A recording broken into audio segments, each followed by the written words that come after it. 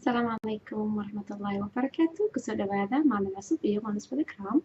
maanta waxaan rabaa inaan ka hadlo cudur oo bipolar la dhaho bipolar waxa waaye cudurada of course oo maskaxda gasho ka mid yahay cudurka oo bipolar la dhaho waa laba nooc bipolar 1 and bipolar 2 so bipolar 1 markaa maqashid waxa waaye nooc oo qofka waxa uu keenayo waxay dareemaysaa isbedel oo ku dhacay like moodkiisa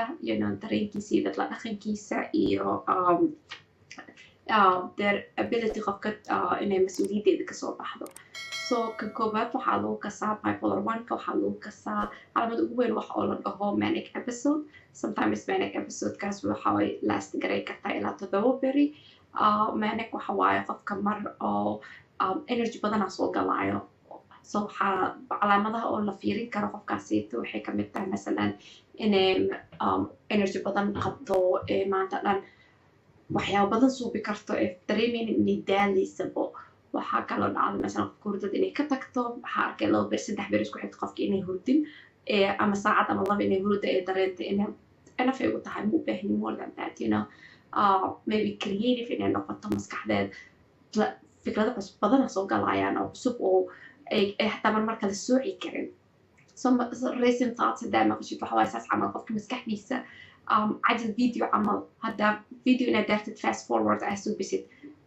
saas camal u shaqeeyaha maskaxdood waxyaaba badana soo marayo ee xataa iika kala joojin karaynin waxaa kaleetoo ku arki kartaa way hadlaayaan hadal dadmayaan hadal badan oo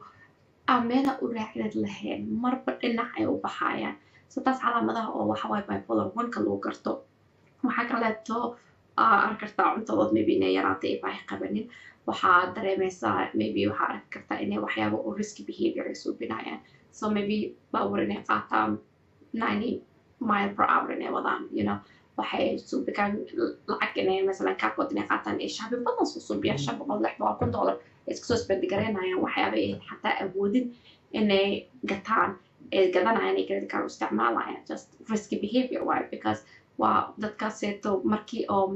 manic episode ay experience gareynayaan waxa waaye impulsive waaye so fikrada madaxood soo galaysa way ku dhaqaaqayaan business idea soo galaysa waxa waa ku dhaqaaqayaan dadka badankood oo bipolarka qabaan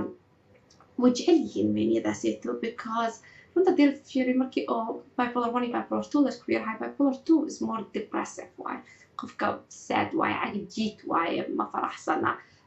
tartiibay u dhaqaaqaysaa waxay dareensantahay inuu wax ka maqan yahay maanta dhan waxa waaye inay